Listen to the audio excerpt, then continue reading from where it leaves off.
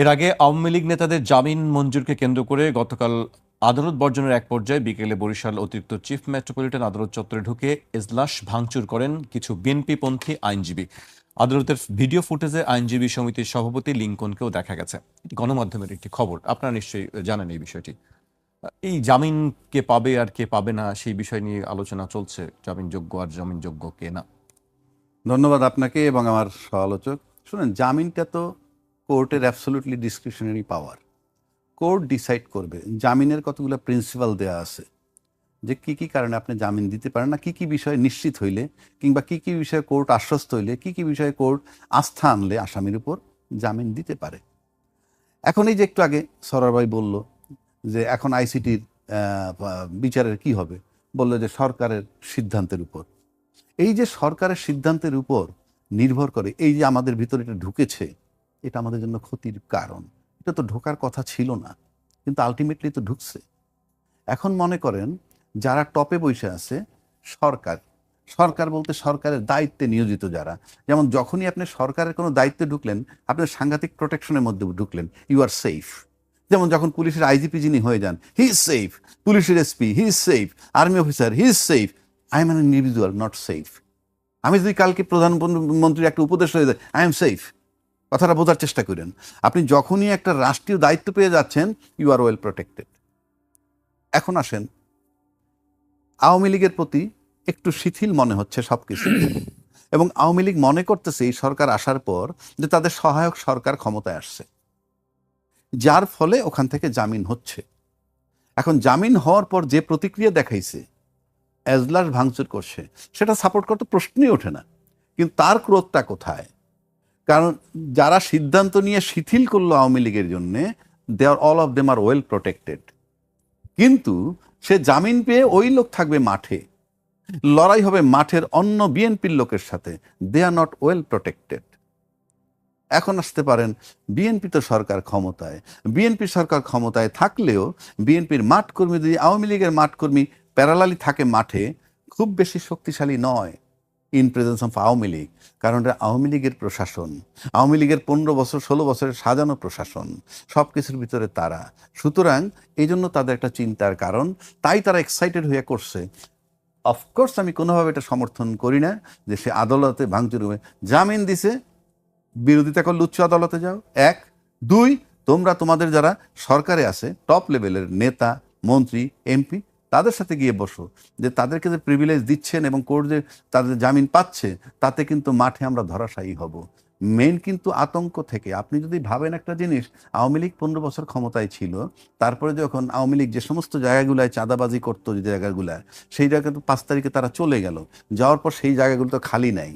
এখন কালকে যদি আওয়ামী লীগ মাঠে আসতে পারে, আপনি চাঁদাবাজি করেন, যা কিছু করেন, শেল্টার দেওয়ার জায়গা হলো প্রশাসন। সেই প্রশাসন যদি অ্যাবসলিউটলি 11 দলীয় জোটের বিরুদ্ধে থাকতে পারে, এনসিপি জামাত বিরোধী থাকতে পারে, কিন্তু আওয়ামী লীগ আর বিএনপির বেলায় কিন্তু আওয়ামী লীগের প্রশাসন এবং বিএনপি ক্ষমতায় আছে। আপনি দুইটা যদি মিলান, তাইলে পরে আওয়ামী লীগের যদি মাঠে নেমে আসে, সেটা যে বিএনপির জন্য সুখকর নয়, যারা প্রোটেকশনে নাই। কিন্তু যারা ভিতরে প্রোটেকশনে আছে, মন্ত্রী, এমপি টেমপি হয়ে আছেন, দে আর ওয়েল সিকিউর। এখানেই যন্ত্রণাটা ওইখানে। কারণ 5ই আগস্টের পরে যেহেতু ওই জায়গাগুলো খালি ছিল না, সেই জায়গাগুলো ভরাট করছে কারা, সুতরাং একটা লড়াই সামনে আসতে পারে। সুতরাং এই চিন্তা করে তারা হয়তো চিন্তিত। সুতরাং এইটা আমার কাছে মনে হয় টপ লেভেলের, মানে তাদের নেতাদের সাথে আলাপ করা উচিত। আর আইনি প্রসিডিউর হলো, জামিন তুমি মানো না, ওকে, হায়ার কোর্টে যাও, যাতে তার জামিন বাতিল হয়, সেটা অন্য কথা। জি, আমি ব্যারিস্টার সরোয়ার হোসেনের কাছে আসতে চাই। সরোয়ার ভাই, আর্মির কথা নিয়ে আমরা বলছিলাম, রাষ্ট্রপতির বিষয়টি আপনি কথা বলতে চাচ্ছিলেন। আমরা দেখলাম যে রাষ্ট্রপতি হঠাৎ করেই সাক্ষাৎকার দিলেন এবং তার সাক্ষাৎকারের প্রতি ব্যাপক একটি রিয়াকশন দেখলাম। আমরা সর্বশেষ জামায়াত ইসলামের পক্ষ থেকে বলা হলো যে তার এই সাক্ষাৎকার অগ্রহণযোগ্য। আপনার কাছে কি মানে, হঠাৎ রাষ্ট্রপতির সাক্ষাৎকার এবং সেই বিষয় নিয়ে এত আলোচনা, কি বিষয় এটার পিছনে আসলে? এটাও এই খেলার অংশ হিসেবে এই সাক্ষাৎকার। সবকিছুর মধ্যেই খেলা হ্যাঁ, আসলে। খেলারাম খেলে যা। উনি এতদিন চুপ ছিল, তবে ওনার এই সাক্ষাৎকারের ভিতর থেকে 2-3টে সত্য যেটা আমরা জানতাম প্রাইভেটলি, সেইটা এখন ওনার মুখ থেকে আমরা শুনলাম। সেটা কি, যে সাংবিধানিক ধারাবাহিকতা বজায় রাখার জন্য কে কে কাজ করেছে। হ্যাঁ, তাকে বিএনপি সাংবিধানিক ধারাবাহিকতা বজায় রাখতে চেয়েছে, আর সশস্ত্র বাহিনী ধারাবাহিকতা বজায় রাখতে চেয়েছে। আর ইন্ডিয়া এবং আওয়ামী লীগ তো আসি, কারণ ফার্স্ট অফ অল ওনার সম্বন্ধে অনেক কথা আমরা বলেছি যে তার মতো যে তার যে ক্যারেক্টার, তার যে অ্যান্টিসিডেন্ট ব্যাকগ্রাউন্ডস, এই ব্যাকগ্রাউন্ডে একজনের প্রেসিডেন্ট হওয়া উচিত নয়। আওয়ামী লীগ কেন বানাইছে? কারণ আওয়ামী লীগ ধরাকে সরাজ্ঞান করেছিল, তুচ্ছ-তাচ্ছিল্য, যে জায়গায় সালাম নিত, সেই রকম একটা কোশ্চেনেবল ক্যারেক্টার ওনার ইসলামী ব্যাংক এবং দুর্নীতি দমনে থাকাকালীন এটা হওয়া উচিত ছিল না। কিন্তু আওয়ামী লীগ দেখিয়েছে যে রাষ্ট্র ব্যবস্থাপনাকে কত তুচ্ছ-তাচ্ছিল্য করা যায়, যাকে খুশি প্রেসিডেন্ট বানানো যায়, সেই উদাহরণ তারা সৃষ্টি করেছে। হ্যাঁ, উনি গেছে সালাম করতে, যায় প্রেসিডেন্ট হয়ে চলে আসছে। তো এটা দেশের জন্য একটা ভয়াবহ দুঃসংবাদ। হাউএভার উনি যদি প্রেসিডেন্ট হয়েছে, দ্যাট ইজ এ ইনস্টিটিউশন। এখন 5ই আগস্টের পরে এই প্রেসিডেন্ট থাকবে কি থাকবে না, এইটা নিয়ে তো অনেক বিতর্ক হয়েছে। আমার ব্যক্তিগত ওপিনিয়ন, এই প্রেসিডেন্ট থাকা উচিত ছিল না। আপনি এই প্রেসিডেন্ট তো এই যে ক্রিয়েটার আওয়ামী লীগ ক্রিয়েট করেছে, শুধু আওয়ামী লীগের প্রতি সে লয়াল থাকবে, মরার পরও লয়াল থাকবে।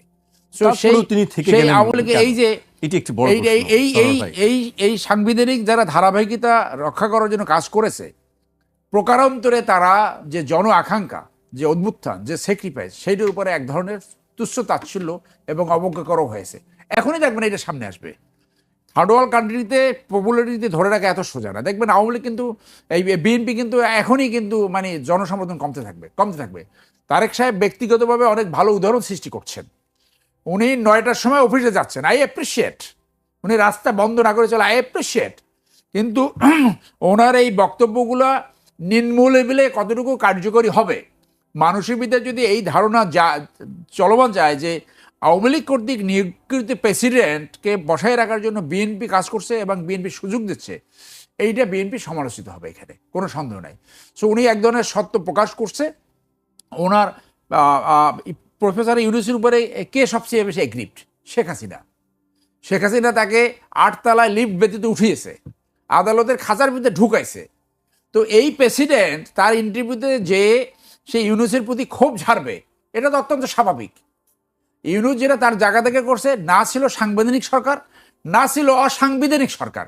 সংবিধানও চলছে, অসাংবিধানিক কার্যক্রম, অলিখিত এক ধরনের সরকার চলছে, যেটাকে আপনি বলতে পারেন যে বিপ্লবী সরকার। অফিসিয়ালি হয় নাই। জন আকাঙ্ক্ষা, আমি ব্যক্তিগতভাবে এখনো মনে করি যদি বিপ্লবী সরকার হতো তাহলে এই জন আকাঙ্ক্ষাটা হয়তো ফুলফিল হতো। জন আকাঙ্ক্ষা ফুলফিল হয় নাই। আপনি এই যে সংবিধান, যেখানে কোনো চেক অ্যান্ড ব্যালেন্স নাই, যেখানে সমস্ত ক্ষমতা এক ব্যক্তির হাতে কুক্ষিগত হয়, সেইখানে যদি আপনি ফেরেশতাও বসায় দেন যে পার্টি হেড, আপনার সরকারের প্রধান, এক্সিকিউটিভ হেড, সংসদের হেড, সবকিছু একই ব্যক্তি। অজান্তে, মনের অজান্তে সে স্বৈরাচারী হয়ে উঠতে পারে, তাহলে যে পরিবর্তনের আকাঙ্ক্ষাটা ছিল সেটা তো অত্যন্ত জেনুইন আকাঙ্ক্ষা। সেই জন্যই তো মানুষ এতগুলো জীবন দিল। তাহলে সেই আপনি যে সংবিধান স্বৈরাচারী সৃষ্টি করতে সহায়ক, সেই সংবিধান রেখে পরিবর্তন আপনি কি করে আনবেন? তারপর হলো আপনার সংস্কারের জন্য তো আপনারা 88 লাখ টাকার খাওয়া দাওয়া করছেন, কেউ বলে 64 লাখ টাকা, সেটা আবার ডিফেন্স দেয়। তো যা খাইছেন তো খেয়েছেন, সেইখানে তো কিছু কিছু ব্যাপারে আপনারা একমত হয়েছেন। যেগুলোয় আপনি ডিসেন্টিং ওপিনিয়ন দিয়েছেন সেটা নিয়ে ডিবেট করে আপনি সিদ্ধান্ত নেবেন। আর যেগুলো এক হয়েছেন সেই অব্লিগেশনটা তো এখন বিএনপির ঘাড়ে আসবে, কারণ বিএনপি এখন সরকারে আসছে। তো আপনি যদি সেইখান থেকে সরে যান তাহলে তো মানুষ এখানে সমালোচনা করবে। আপনি যদি এখান থেকে 180 ডিগ্রি আপনি ইউটার্ন নেন, বিপরীতে চলে যান, তাহলে আপনি সমালোচিত হবেন এবং আপনার পপুলারিটি কমতে থাকবে, এতে কোনো সন্দেহ নাই। কারণ হলো যে এই পরিবর্তনের আকাঙ্ক্ষাটাই ছিল সবচেয়ে বড় আকাঙ্ক্ষা। শুরু হয়েছে সেই বৈষম্য বিরোধী দিয়া, আপনি সেইখানে কথা দিয়া, এবং কোনো কোনো মন্ত্রী এটা বলা শুরু করছে যে গণভোটে আমরা রাজি হয়েছি ভোট আদায় করার জন্য। এটা ডাইরেক্ট প্রতারণা। আপনি জনগণের কাছে প্রমিস করে, জনগণের কাছে প্রতিশ্রুতি দিয়ে সেইখান থেকে সরে যাওয়া, এইটা মানুষ কিন্তু যে যার মতো বুঝে গেছে, এবং এইটা কিন্তু একটা বড় ইস্যু হয়ে দাঁড়াবে যে ভবিষ্যতে। সেই জন্য আমি বলছি যে এই যে তারা বললো যে আপনার থার্ড তফসিলে ওতের এইটা এনে তারপরে তারা ওত নেবে, সেকেন্ড ওত নেবে। তাহলে কথা থাকলো যে সংবিধান, সব কিছু সংবিধান দিয়ে কি হয়েছে? 1975 থেকে 89 পর্যন্ত তো নির্বাচন হয়নি, প্রেসিডেন্ট জিয়া তো ছিলেন ক্ষমতায়। এরশাদ তো 82 সাল থেকে 86 সাল পর্যন্ত নির্বাচন আগ পর্যন্ত সবকিছু ছিল। সংবিধান মেনে তো হয় তারপর এই যে অন্তর্বর্তী সরকার এইটাই আপনার সংবিধানে লেখা নাই, তাহলে এটা সাংবিধানিক সরকার ছিল না। So that is the wish of the people, মানুষের অভিপ্রায়। মানুষের অভিপ্রায় হলো সর্বোচ্চ আইন। সেই ক্ষেত্রে এপিলেট ডিভিশনের জাজমেন্ট আছে safety of the people, safety of the country is the highest law. তো আপনি যদি এই পরিবর্তনগুলো না নেন তাহলে তো আবার সেই আন্দোলন হতে পারে। আন্দোলন হইলে তো safety of the state, safety of the people will be hampered. তো পিপল, মানুষের অভিপ্রায়টা তো আপনি মূল্য দিচ্ছেন না। সেই কারণে এই ইউটার্নটা কার বুদ্ধিতে নিছে, সেইটা কি নিজেদের বুদ্ধি না দেশের বাইরের বুদ্ধি, এইটা নিয়ে মানুষ বিভিন্ন জায়গায় আলোচনা করতেছে জি। যে এটা কি আপনার নিয়ন্ত্রণে আছে না অন্য কারো নিয়ন্ত্রণে হচ্ছে। অতএব আমি এখনো মনে করি যে প্রেসিডেন্ট যে প্রফেসর ইউনূস সাহেবকে ডিফেম করবে, তাকে ইয়ে করবে, এটা অত্যন্ত স্বাভাবিক। উনি সুযোগ পাইলে ওর বিরুদ্ধে কথা বলবে, কারণ শেখ হাসিনা কিন্তু বুঝেছিল কখনো না কখনো ইউনূস সাহেবকে আমার ফেস করা লাগতে পারে, এবং যেখানে বাঘের ভয় সেইখানেই কিন্তু সন্ধ্যা হয়েছে। সেই ইউনূস সাহেবই কিন্তু ক্ষমতা আসছিল, যেভাবে হোক কিন্তু উনি আসছে। সে আসার পরে কিন্তু এই শেখ হাসিনার এখন বিচারে ফাঁসি হয়েছে। তার নিয়োগকৃত, তার পাপেট, তার হেন্সম্যান প্রেসিডেন্ট, তার এছাড়া ইন্টারভিউ দেওয়ার আর কিছু নাই। এইখানে যে সংবিধানের ব্যত্যয় ঘটাইছে, সেই ব্যত্যয় যে বিদেশ থেকে এসে ওনার সাথে দেখা করে নাই, এটা বহুত সরকার প্রদান করছে, অন্য সবাই করে না। কারণ যে প্রেসিডেন্টের দায়িত্ব হলো এই জানাজা পড়া ই পড়া, তার কাছে প্রেসিডেন্ট, এই বাংলাদেশের সংবিধানের ফল্টি সংবিধান, যে প্রেসিডেন্ট হলো প্রধানমন্ত্রীর আওতাধীন, এইটা পৃথিবীর কোথাও নাই। সরোয়ার কারণ ভাই, জি। এই প্রধানমন্ত্রীর সুইট উইলে প্রেসিডেন্ট চলে। তো আমি এখনো মনে করি যে জন আকাঙ্ক্ষা ছিল উনি প্রেসিডেন্ট পদটা ছেড়ে দিতেন, কিন্তু উনি থাকছেন, যার জন্য আমি মনে করি যে ওই উদ্বুত্থানের যে আকাঙ্ক্ষা সেইটা পরিপূর্ণভাবে ব্যর্থ হয়েছে, যদি না বিএনপি এটা আফোর্ড করে।